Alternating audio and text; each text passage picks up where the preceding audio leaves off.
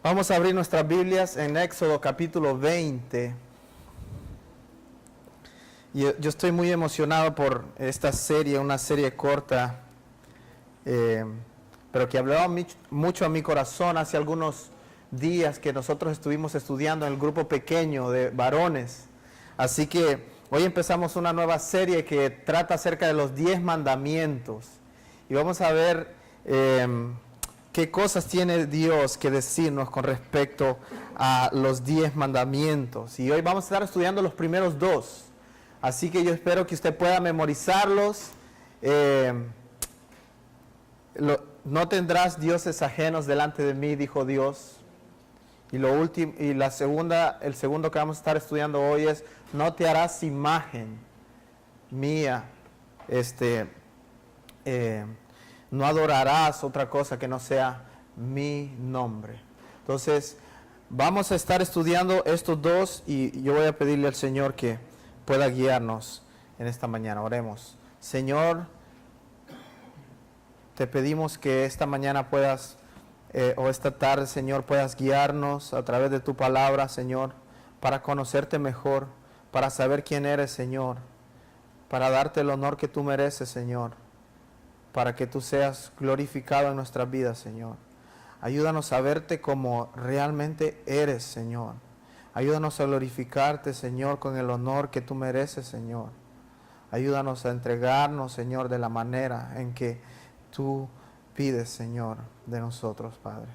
Habla, Señor, en esta mañana, Señor. Y si hay otros dioses que nosotros estamos poniendo en nuestras vidas, Señor, que hoy seamos conscientes de lo pecaminoso que es nuestro corazón y con la facilidad que se desvía nuestro corazón, y que nos volvamos a ti, Señor. Oramos en el nombre de Cristo Jesús. Amén. La razón por la cual nosotros vamos a estudiar estos mandamientos es porque todos nosotros hemos fallado en esto.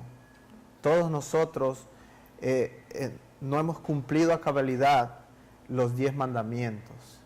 Y no hay nadie perfecto aquí, y vamos a ver en la conclusión del sermón que lo único que nosotros podemos hacer para poder enmendar eso de caer nuevamente en estos 10 mandamientos es correr hacia la cruz y pedir perdón. Me gustaría comenzar con una historia. Yo tenía un maestro que se llamaba Renato. No es un nombre muy común en mi país, pero él se llamaba así. Este profesor era muy amable conmigo. Yo era uno de los payasos del aula, así que este maestro celebraba mis payasadas. Él era muy tranquilo conmigo, no me regañaba, se reía de mis chistes y me apreciaba mucho. Teníamos una muy buena relación. Aproximadamente yo tenía unos 10, 11 años. Y a mediados del año escolar decidieron cambiar al maestro. Y para mí esa fue una noticia que me llenó de mucha tristeza al saber que el maestro Renato se iba y iba a dejar la escuela, porque yo me había pegado mucho a él. Pero había algo más en aquella situación, algo extraño, porque por una parte mis emociones estaban así como en lo alto porque el maestro se iba, pero por otro me embargaba la situación de que su hermano iba a tomar su lugar, y su hermano era un hermano gemelo, cuyas caras y físico eran idénticas. Entonces el maestro ya no iba a estar y venía su hermano, pero cuando yo lo miraba decía: este es el maestro Renato. Pronto me di cuenta de que aunque eran físicamente idénticos, eran totalmente diferentes. Y en el primer mes recibí aproximadamente unos 8 jalones de cabello por quererme comportar como me comportaba con el otro maestro. Y la manera en que él nos castigaba era que él alaba esta parte, la patilla donde duele más, y así me llevaba hasta arriba, y entonces yo con eso ya me tranquilizaba y no volvía a molestar durante toda la clase. Así que era muy doloroso, pero aprendí rápidamente que delante de este profesor yo tenía que comportarme diferente. ¿Sabe que los 10 mandamientos nos muestran quién es Dios, cómo es su carácter y cómo Él espera que nosotros nos comportemos delante de su hermosura, de su presencia, de su pureza y de su sagrado nombre? Porque hemos llegado al punto donde el nombre de Dios, la imagen de Dios, no es muy respetada. Hacemos bromas de Dios, vemos programas donde la gente se mofa del nombre de Dios y nosotros contemplamos todo eso y no nos duele a nosotros que el nombre de Dios esté siendo tomado en vano, ni que la gente no lo respete. Por eso es importante esta serie, estudiaremos los 10 mandamientos y nos haremos la pregunta, ¿por qué debemos estudiarnos? Y justamente les acabo de mencionar por qué nosotros debemos comportarnos de una manera diferente. Una de las cosas por la cual estudiamos también los 10 mandamientos es porque las estadísticas dicen que el 14% de los estadounidenses que participaron en una entrevista no se saben los 10 mandamientos. Es más, si hoy nos tocara a nosotros, o yo les dijera que pasáramos aquí y lo dijéramos los 10 mandamientos, muchos no se sabrían los 10 mandamientos. Así que podría ser vergonzoso para nosotros pasar aquí, ya sean niños o gente muy adulta, muchos no se saben los 10 mandamientos. Así que por eso estudiamos los 10 mandamientos, porque siguen siendo central en las Escrituras. Cuando Jesús está ahí en el Nuevo Testamento, Él habla continuamente de los 10 mandamientos. Los 10 mandamientos eran una parte central del pueblo de Israel. Ellos repetían los 10 mandamientos. Sabe que en las actividades judiciales aquí siempre se jura ahí con la Biblia, se dice, yo no voy a decir nada más que la verdad, pero poco a poco se han ido quitando cosas importantes de la sociedad que tienen que ver con el cumplimiento de los 10 mandamientos. Hablábamos en nuestro grupo pequeño y alguien comentaba que antes en las escuelas los 10 mandamientos estaban pegados en diferentes partes de la escuela. Ahora todo eso se ha quitado. Los niños no tienen la oportunidad de ser expuestos a lo que son los 10 mandamientos. Por lo tanto, crecen con una mentalidad secular que no tiene nada que ver con lo que es el cumplimiento de los 10 mandamientos. Se ha eliminado completamente todo eso.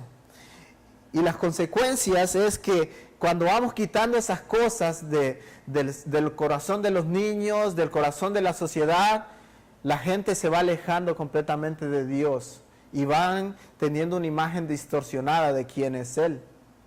Entonces, estudiando, eso fue lo que pasó con el pueblo de Israel. Oseas 4:6 dice que Israel se había vuelto completamente en contra de Dios. Y Oseas 4:6 dice, es un pasaje muy conocido, dice, mi pueblo perece por falta de conocimiento. Y como rechazaste el conocimiento, dice el escritor, yo te rechazaré a ti de mi sacerdocio, por haber olvidado la ley de tu Dios, también yo me olvidaré de tus hijos, dice Oseas 4:6. Así que el ignorar las leyes, los mandamientos que Dios nos ha dado, constituye un peligro para nuestras vidas.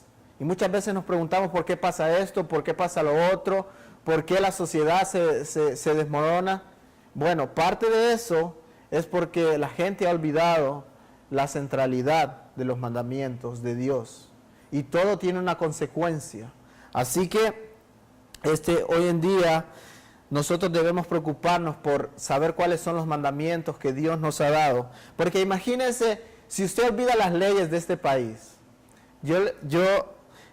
rápidamente usted va a tener consecuencias en su vida. Si usted olvida las leyes que Dios le ha dado, van a haber consecuencias también. Y el problema de eso es que no solamente son consecuencias actuales, sino que también consecuencias también para la eternidad. Así que debemos nosotros de tener cuidado y decirle al Señor, ¿cómo debo yo guardar los mandamientos que tú me has dado? Así que los 10 mandamientos son uno de los códigos más importantes que jamás haya existido en toda la historia. de la humanidad. Y en el Nuevo Testamento estas enseñanzas son centrales. Recuerde usted, en Marcos 10, un hombre rico se acerca a Jesús. Y este hombre le dice al Señor, ¿qué haré yo para heredar la vida eterna?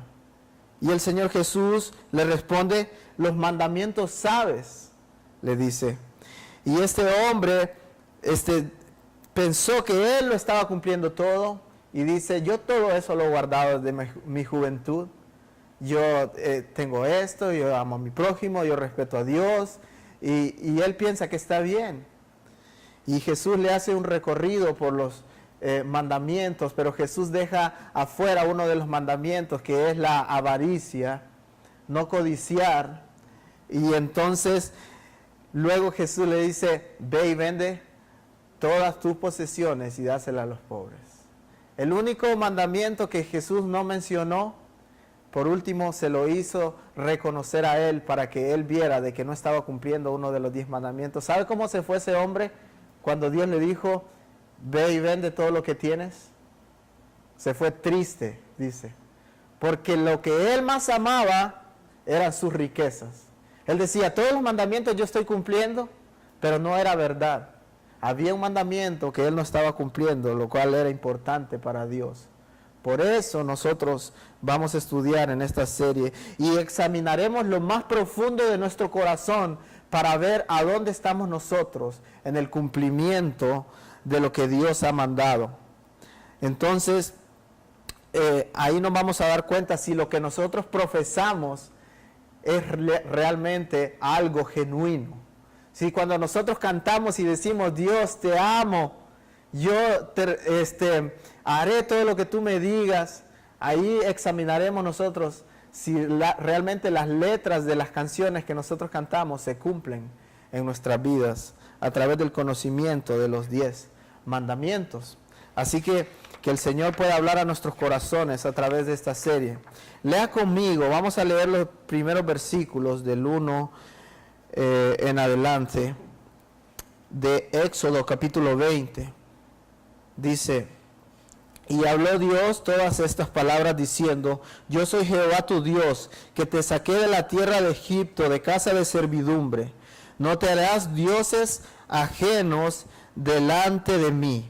No te harás imagen ni ninguna semejanza de lo que está arriba en el cielo, ni abajo en la tierra, ni en las aguas debajo de la tierra.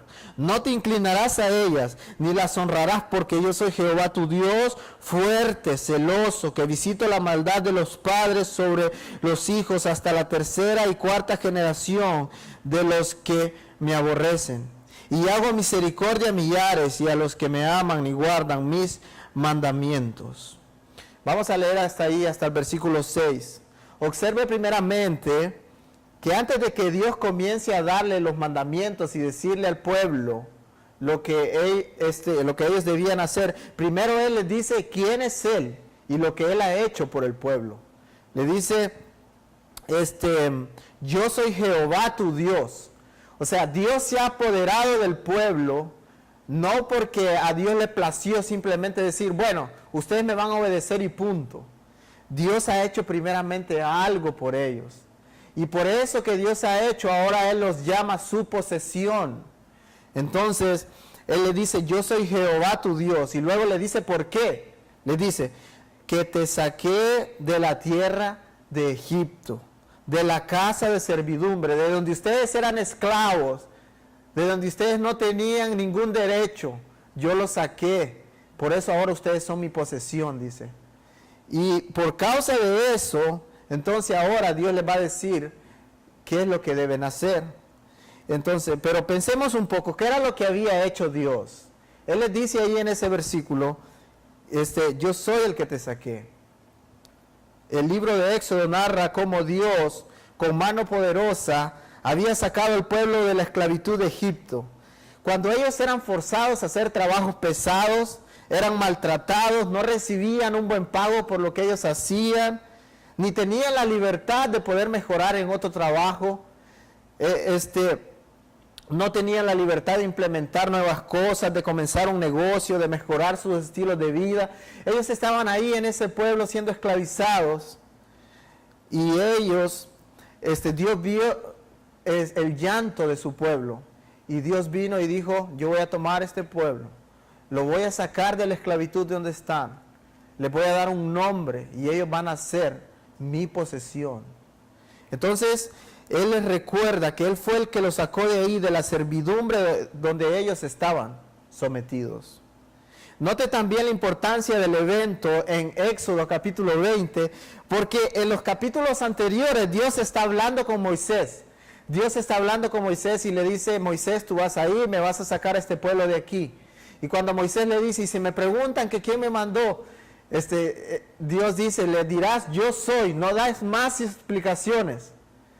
Y entonces Dios está en continua comunicación con Moisés, y Moisés hablaba al pueblo, Moisés hablaba al faraón, pero cuando vamos a Éxodo capítulo 20, es Dios directamente quien habla al pueblo, y sus palabras son escuchadas, y entonces la gente escucha su voz. En la escena, en el capítulo 19 de Éxodo, lo que nosotros vemos, si usted va al capítulo 19, versículo 18, dice que el monte de Sinaí humeaba, porque Jehová había descendido en ese monte como en una manera de fuego. Y dice que salía humo como de un horno, y todo el monte se estremecía en gran manera. Imagínense, era tan terrible, la santidad de Dios es tan pura, que todo eso comenzaba a verse como que un fuego había consumido el monte y subía humo. Y cuando Dios hablaba, dice que eran como truenos que salían. De tal manera que las personas, si usted sigue leyendo después en los versículos más adelante en Éxodo 20, el pueblo le dice a Moisés, hey, por favor, habla tú con Dios, porque nosotros tenemos mucho miedo cuando Dios habla directamente con nosotros. De tal manera que la santidad de Dios, la hermosura de Dios, el poder de Dios es manifiesto ahí. Y podemos verlo en maneras palpables, cómo se miraba el monte. Y mi idea aquí es poder poner en sus mentes la grandeza de Dios. Porque muchas veces nosotros tenemos una imagen de Dios más pequeña que lo que Dios es. Y realmente los mandamientos que acabamos de leer nos están diciendo, no rebajes quién Dios es. Cuando yo estaba estudiando esto, yo me ponía a pensar, ¿en qué piensas cuando tú dices, estoy postrado delante de Dios? ¿En qué piensas? Por mucho tiempo yo estaba pensando que yo me estaba postrando ante un ser que tenía barba, o un señor un poco viejo, que se miraba muy sabio, y que yo me estaba postrando como ante una imagen que tenía características humanas, que tenía brazos, pies, y él estaba sentado en su trono, y yo estaba adorando ahí, y veía esa imagen con mucha luz, pero Dios no tiene las características que nosotros tenemos, y Dios está diciendo que nosotros no debemos poner una imagen de Él, porque Dios no puede ser visto. Y el poner una imagen de Dios rebaja la grandeza de quién es Él. Entonces Dios quiere que nosotros pensemos en la inmensidad de Él, de que no hay nada que pueda contener su imagen, de que no hay nada que podamos imaginar. Simplemente podemos disfrutar de viendo sus atributos, quién es Dios. Así que lo que está pasando ahí estamos viendo el poder de Dios, la grandeza de Dios, y la gente llega a tener ese temor de Dios por lo que ellos están viendo. Entonces, el monte estaba humeando, la gente está ahí escuchando. Moisés ha preparado a la gente, se tenían que purificar para poder, para no morir ese día, y Dios habla. Y Dios quiere que la gente tenga una visión del verdadero Dios. La gente estaba acostumbrada a ver ídolos ahí en Egipto, Ellos estaban acostumbrados a ver gente que se postraba ante imágenes ahí en Egipto. Y por eso Dios les va a decir a ellos, no te harás ninguna imagen delante de mí. Esa era la situación que ellos estaban pasando en Egipto, muchas imágenes, así, tal y como nosotros experimentamos los que fuimos a la India, personas postrándose ante árboles, personas postrándose ante algunos monos, o personas adorando ratas o cosas así. Eso era lo que estaba viviendo el pueblo ahí en Egipto. Y Dios le dice, ninguna de esas imágenes yo quiero en mi pueblo. El versículo 2 dice, yo soy Jehová tu Dios. Dios se ha apoderado de su pueblo y Él les dice, yo soy tu Dios, yo los salvé, yo los rescaté, yo los liberé. Y Él dice, yo tengo los derechos sobre ustedes por todo esto que yo he hecho. Entonces, cuando Dios dice, yo soy Jehová tu Dios que te sacó de la tierra de Egipto, Él está recordando las cosas que ha hecho, las maravillas que ha hecho. Él les está diciendo, yo los liberé a ustedes de las plagas de Egipto. Nadie los tocó a ustedes. Yo los protegí, yo abrí el mar rojo para que ustedes pudieran escapar de la mano de Faraón. Prácticamente Él está diciendo, ¿por qué ustedes han de confiar en cualquier otra imagen si yo fui el que los liberé? Entonces, Dios se prepara para darles el primer mandamiento, y eso lo vemos en el versículo 3, le dice, no tendrás dioses ajenos delante de mí. Kevin DeYoung dice, la razón principal por el primer mandamiento es que se puede estar adorando sinceramente al Dios equivocado.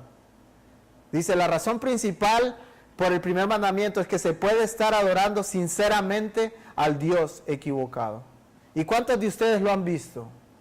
En mi país cada año, el 2 de febrero, es el día donde las personas se ponen de rodillas y tienen que caminar hasta llegar a la catedral adorando ciertas imágenes. Y luego hay ciertos desfiles donde la imagen pasa por en medio de todas las personas y las personas se están postrando a una imagen que desvalora realmente la imagen de quien verdaderamente Dios es. Entonces, note el versículo 4 lo que dice, no te harás imagen, ni ninguna semejanza de lo que esté arriba en el cielo, ni abajo en la tierra, ni en las aguas debajo de la tierra. Versículo 5, no te inclinarás a ellas ni las honrarás porque yo soy Jehová, tu Dios. Hermano, Dios demanda exclusividad. Dios dice solamente yo. Dios no es uno de tantos dioses abogando por lealtad para sí mismo. Dios es el único Dios que el hombre puede tener. Así que piensen un momento, el matrimonio es una buena analogía para que nosotros podamos pensar en esto. Dice, imagínese una persona que tiene una relación.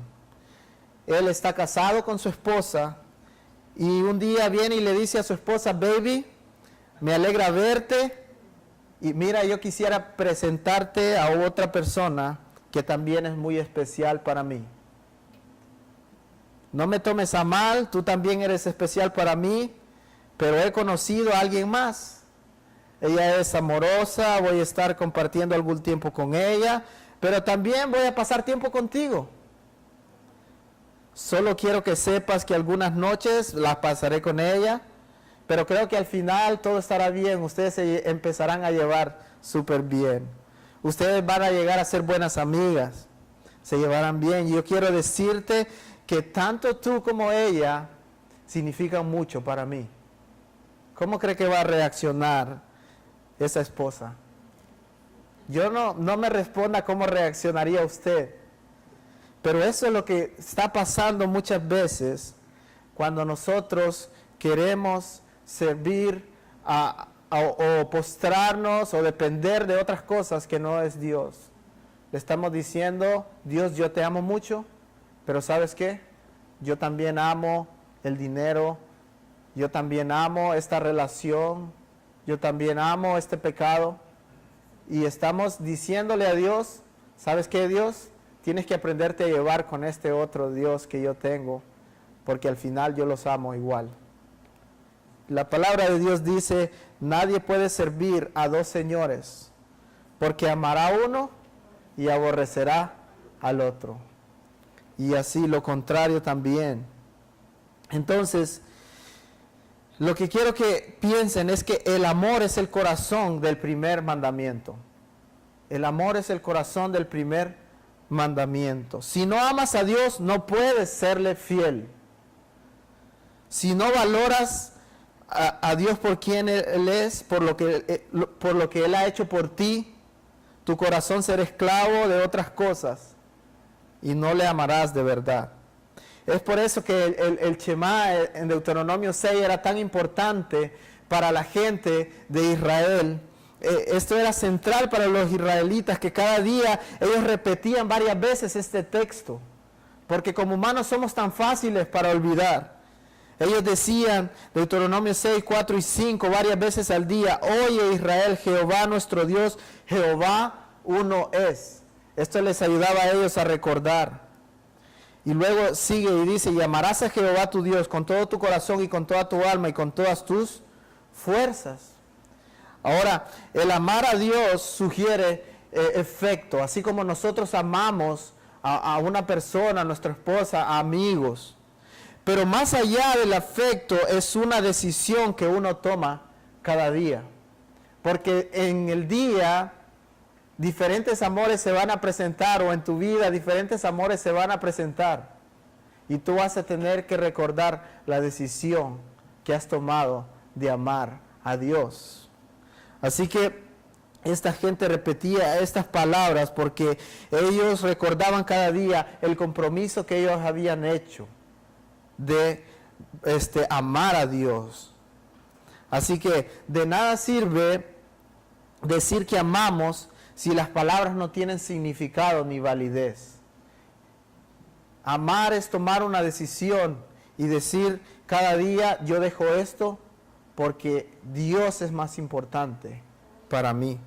Así que muchas veces si cantamos y decimos cosas, mientras nosotros estamos cantando y diciendo, Dios, nosotros te adoramos, te amamos más que cualquier otra cosa, tú nos rescataste, pero nuestras vidas no están de acuerdo con aquello que nosotros cantamos o que profesamos con nuestra boca, realmente ese amor no es genuino.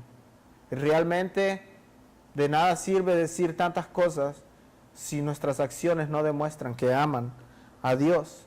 Así que debemos examinarnos y pensar, ¿realmente yo estoy amando a Dios como Él me manda? ¿Realmente Él es la prioridad de mi vida? ¿Realmente Dios es el ser con quien más yo paso tiempo? ¿Realmente Dios es más valioso y me satisface más que mi esposa? ¿Me da más satisfacción que mis hijos? Lastimosamente, hay muchas personas cuyo Dios son otros seres humanos, sus propios hijos, su relación, su esposa. Y no está mal, nosotros debemos dar cumplidos a nuestras esposas, decir cosas buenas de los hijos. Pero el primer amor, quien se tiene que llevar realmente la gloria, de quien se debe hablar todo el tiempo, es de ese amor principal, quien es Dios. Así que el pueblo estaba acostumbrado a adorar a otros dioses, ellos vivían en una nación idólatra, por eso Dios ordena, no hagan otras imágenes, no pongan otros dioses, no se inclinen a nada que no sea yo mismo, no honren a nadie más que a mí. Me pregunto cómo cambiaría el vocabulario si Dios hubiese traído los 10 mandamientos en el tiempo que vivimos hoy. ¿Cómo cambiaría? Yo estaba pensando, y quizás Dios hubiera dicho, no ames el dinero más que a mí. Dios diría, no será tu familia o tu trabajo más importantes que yo. Dios diría, no amarás tu pecado más que mi obediencia. Dios conocía el corazón de esa gente y conoce nuestro corazón y Él sabe en qué áreas nosotros somos débiles. Así que cada uno de nosotros tiene diferentes dioses, con los cuales él debe decidir cada día, decirle no a ese Dios para decirle sí al Dios verdadero. Y eso va a ser hasta que nosotros seamos perfectos y Dios nos lleve a su presencia todos los días. Entonces, pero note por qué ellos caían en idolatría y por qué nosotros caemos en idolatría. Ahora, Kevin DeYoung en su libro Los 10 Mandamientos nos da algunas razones por las cuales ellos preferían los ídolos. En diferentes ocasiones él dice, la adoración al ídolo daba resultados garantizados. Ellos solo tenían, según el pensamiento de ellos decían las palabras correctas y el ídolo les iba a responder. Esa es la manera en que piensan las personas ahí cuando adoran a 3 millones de dioses en India. Ellos dicen, bueno, el Dios del dinero, tengo que adorarle a Él y Él me va a proveer dinero. Entonces, ellos estaban adorando a ese Dios porque los resultados eran garantizados. ¿Sabe que por eso muchas veces personas se alejan de Dios? Porque los resultados que ellos esperan, Dios no se los proveyó. Estaban ellos en la iglesia diciéndole, Dios, sana esta enfermedad, sana esta enfermedad. Y cuando el Dios soberano, que sabe que es mejor que ellos estén con esa enfermedad, no lo sana, ellos le vuelven la espalda a Dios.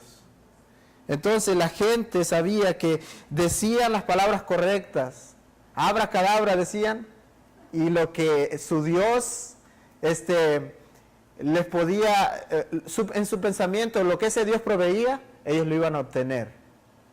Entonces, esa es una de las razones por las cuales ellos adoraban.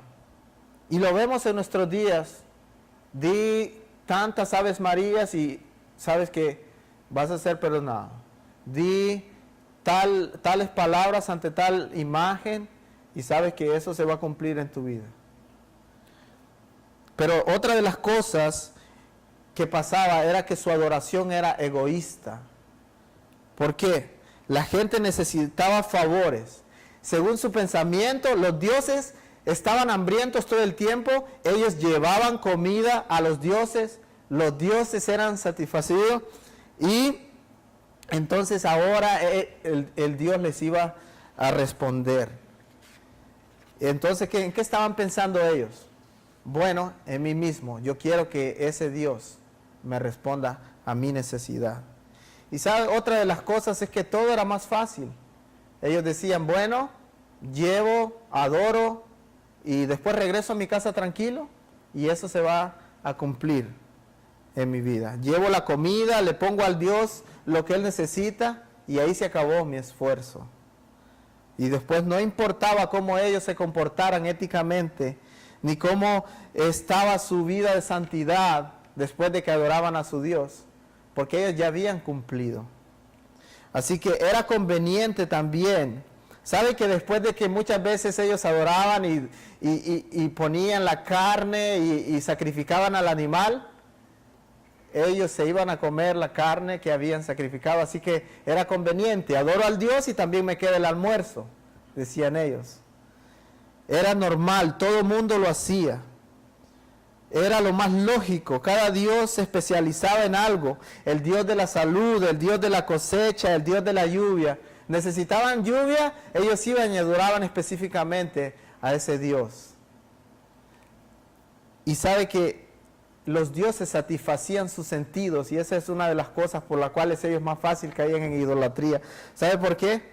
Porque el lugar de adoración muchas veces tenía colores, a veces había mujeres desnudas, prostitutas, que eran parte de los templos y ellos adoraban y sus ojos se satisfacían.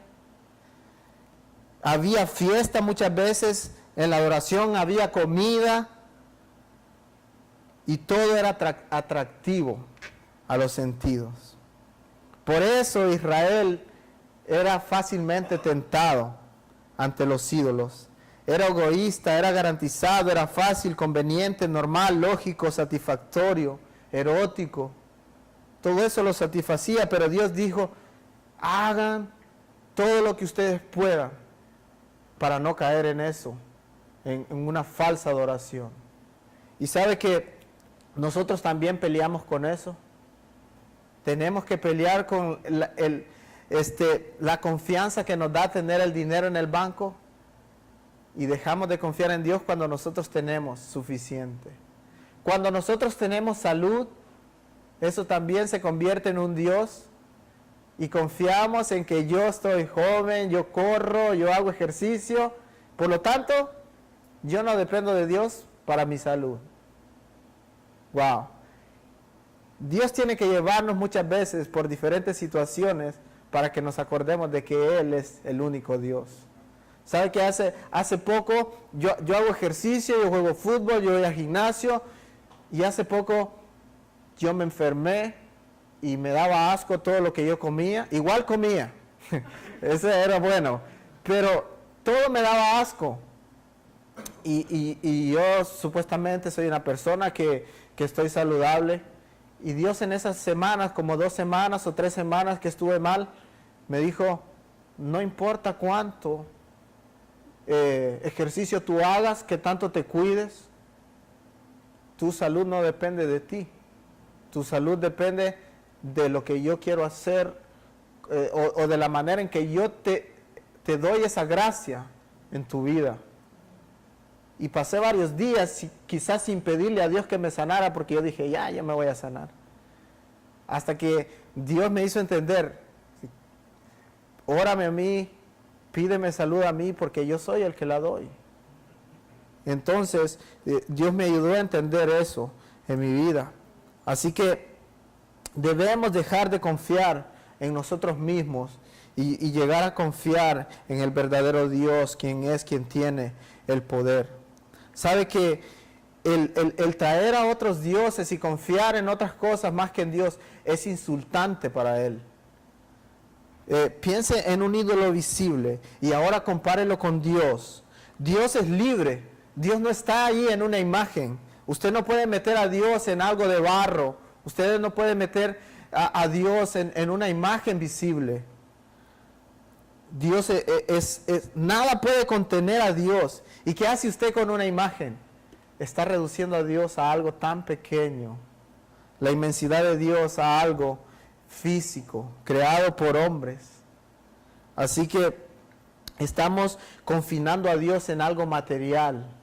A veces en una pulserita decimos, aquí tengo toda la solución, yo oro esto, y ahí está Dios, Dios me va a responder. O en una imagen, qué sé yo. Pero para Dios eso es tan insultante porque estamos reduciéndolo. Recuerde uno de los versículos que leímos, Dios es celoso. Y la razón por la cual ese versículo dice que Él es celoso es porque Dios no va a compartir su gloria con ninguna otra imagen que sea menor que Él.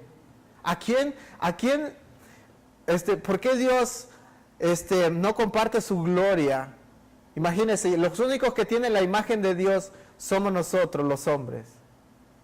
Y aún así, si Él decidió no darnos la gloria porque somos unas criaturas caídas, que pecamos, que somos netamente inferiores a Él, no digamos imágenes.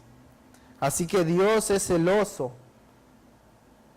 Ninguna imagen puede capturar su gloria. Por lo tanto, Él no quiere ser reemplazado. Cuando Moisés se presenta ante Faraón y le dice, y cuando digan que quién me envió, ¿qué les digo? Y él dice, le dirás yo soy. Él no da más explicaciones. Él no dice, y le dirás de tal manera. No, simplemente diles yo soy, porque no hay nada que puedas decirle que pueda encapsularme a mí en algo que ellos puedan pensar. Y diles yo soy, me ha enviado. Algo casi sin sentido, ¿verdad? Pero es así. No podemos contener la grandeza de Dios. La definición de un ídolo es crear algo visible que nos ayude a ver o experimentar lo invisible. Y nosotros somos así. Queremos ver algo. Si no lo vemos, pensamos que no lo tenemos. Así era el pueblo de Israel. Cuando ellos salieron de la tierra de Egipto, ellos unieron todo el oro que habían sacado, que les habían dado. ¿Y qué hicieron? Una imagen que ellos pudieran tocar. Un becerro de oro. Moisés se enojó tanto que después lo destruyó, hizo como un jugo de todo el oro que ellos habían hecho y le dijo, tómense esto para que vean de que esto no tiene ningún efecto en la confianza que ustedes ponen en estas cosas materiales. Cuando reducimos a Dios en una imagen, es una representación humana. Estamos insultándolo, reduciéndolo, genera y distorsiona la grandeza de Dios. Yo no sé si usted ha sido insultado por alguien que le dice algo a usted y usted se siente ofendido porque él desvalorizó su imagen. Pero yo sí he sido insultado. Sabe que hace algunos años me tocó entrar a un equipo de fútbol y para poder entrar teníamos que tener un carnet. Y entonces, para tener ese carnet usted tenía que presentar 2 fotografías. Mis padres ni siquiera se preocupaban por mí, yo tenía que ver de dónde sacaba esas fotografías, yo no tenía dinero para las fotografías, así que alguien me dijo, si te vas al mercado, tú vas a encontrar las fotografías por 8 lempiras. Eso era menos que 20 centavos de dólar en ese tiempo. Y yo me fui al mercado, y cuando yo llegué ahí al mercado, yo me encontré con una de las cámaras más antiguas. Yo no sé si usted ha visto El Chavo del Ocho, pero ahí ellos salen con una cámara donde alguien se mete y entonces tienen que tomar la foto. La persona tiene que estar sentada media hora ahí para que la persona pueda capturar la imagen. Pero eran solamente 8 lempiras. Así que llego yo y le digo, quiero 2 fotografías, tamaño carnet. Me sienta, me espero ahí media hora, estoy esperando. Y cuando me dan los resultados de la fotografía, voy viendo, hermano, yo soy feo, pero esa fotografía se veía horrible y para mí era un insulto. Para mí era un insulto lo que ese hombre hizo. Y era mi misma imagen, pero estaba distorsionada totalmente. Y a mí no me gustó. Tuve que ir a mi casa y buscar fotografías viejas y le corté la carita, pero yo no quería que nadie viera esas fotografías. Yo creo que cuando nosotros creamos una imagen de quien Dios no es, Dios se siente así, insultado, desvalorizado por nosotros, porque lo hemos puesto en nuestra mente, en las cosas que hacemos, lo hemos puesto a Él como alguien pequeño, que no se merece el honor de quien Él realmente es. Y puede ser de diferentes maneras, en la manera en que nosotros desvalorizamos a Dios. Así que, ¿cómo podemos nosotros poner en práctica este mandamiento hoy? Número 1, guardémonos de venerar y comparar a Dios con imágenes físicas o mentales. Dios no puede ser representado por ninguna imagen. Segundo, no contribuyas a la idolatría de otros. Bueno, volviendo al punto anterior, Dios no puede ser representado por ninguna imagen. ¿Sabe que Pablo llegó a una ciudad donde las personas, cuando Pablo hizo un milagro, las personas comenzaron a decir, este es Júpiter, y le dijeron al otro, este es otro, y comenzaron a pensar que ellos eran dioses, y la gente se arrodilló delante de ellos, y Pablo le dolió tanto que estas personas los estuvieran viendo como dioses, que rompió sus vestidos, y les digo, no hay ningún otro Dios que el Dios que está en los cielos, nosotros no somos nada, no nos adoren a nosotros. ¿Sabe lo que hizo la gente? Comenzó a apedrearlos a ellos, porque ellos no se dejaron adorar por esa gente. Pablo prefirió ser apedreado, pero no disminuir el nombre de Dios con lo que otras personas estaban pensando. Así que Dios no acepta representación de ninguna imagen. Segundo, no contribuyas a la idolatría de otros, no fabriques imágenes.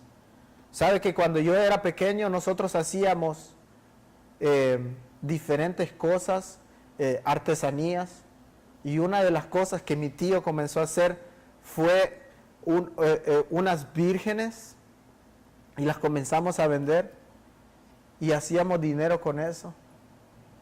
Y yo pensaba en eso y dije, wow, qué equivocados estábamos nosotros. Y no solamente equivocados, sino que contribuíamos con la idolatría que otras personas estaban teniendo. Wow, pecados de mucho más atrás, hay que pedir perdón. Y a mí me tocó pensar en eso. No vendas, no inventes ideas, no te vistas de manera indecorosa, puse yo aquí, de tal manera que lleves a otros a pensar o a pecar o a quitar la vista del Creador. ¿Sabe? Una de las cosas que escuché de un pastor fue, la razón por la cual yo me visto decentemente cuando yo voy a predicar es porque yo estoy enfrente del Dios mismo. La razón por la cual nos vestimos bien cuando venimos a la iglesia es porque nosotros venimos a adorar al Rey de Reyes y Señor de Señores. Pero hay un equilibrio también que nosotros debemos pensar cuando nosotros estamos frente a otras personas, que yo no vaya a opacar la imagen de Dios en la manera en que yo soy visto por otros, de tal manera que la persona llegue a verme a mí más que al Dios que nosotros estamos adorando. Así que no contribuyas en ninguna manera. Cuando tú te vistes, cuando tú te arreglas, piensa, ¿en qué manera puedo hacer yo caer a otras personas? Y que estas personas lleguen de hacer de la imagen mía un ídolo o algo deseable para sus ojos. Es algo que nosotros debemos de pensar. En Latinoamérica las personas, déjenme ser cuidadoso con lo que digo, pero se destapan más arriba. Aquí en Estados Unidos las personas se destapan más abajo de las piernas. Pero debemos tener mucho cuidado. Alguien dijo, si tú pudieras tener la oportunidad de pensar 10 segundos como un hombre piensa, tú no te vestirías de esa manera. Eso fue lo que dijo. Si tú pudieras tener 10 segundos y ver como un hombre, cómo su cerebro piensa diferente a como piensa una mujer, tú no te vestirías de esa manera. Así que eso también puede ser colaborar con la idolatría de otras personas. Calvino argumenta que a Dios se le debe adoración, confianza, invocación y agradecimiento. Y con esto concluyo. Cada una de estas acciones puede ser llevada y enfocada en Cristo Jesús al obedecer el primer mandamiento. En adoración, le adoramos a Jesucristo únicamente. En confianza, nos aferramos a Él. En invocación, clamamos solamente a Cristo Jesús. En agradecimiento, encontramos gracia solamente en Él. Y unas preguntas para terminar. ¿A quién adoras? Puedes hacer cumplidos a tus hijos, a tu esposa, a tus amigos, pero ¿quién recibe la suprema adoración en tu vida? Lo segundo, ¿en quién confías? Dios trabaja a través de doctores, los avances de la medicina y la tecnología son buenos, pero cuando estás en necesidad, ¿quién es el primero a quien tú acudes en busca de ayuda? ¿A quién clamas cada día? ¿Es tu amigo el primero que escucha tu problema o es Dios quien escucha tu necesidad primero? ¿A quién acudes cada día? ¿Al dinero? ¿Te refugias en la comida o en la televisión, el internet, las relaciones y son cosas que te satisfacen? ¿A quién clamas cada día por satisfacción y gozo? ¿A quién agradeces? Cuando hay algo bueno pasando en tu vida, ¿es Dios el primero que se lleva la adoración? ¿O llamas a tus amigos para celebrar y decir, esto me pasó en la vida? Olvidando que es Dios quien provee todas las cosas que nosotros tenemos en nuestro diario de vivir. Así que hasta que no comprendamos la inmensidad de Dios, no podemos postrarnos ante su majestad. Ojalá que esta serie nos ayude a nosotros a ver la majestuosidad de Dios, lo que Él ha hecho por nosotros y lo merecedor que es Él de recibir toda la gloria en todo lo que nosotros hacemos. Vamos a orar.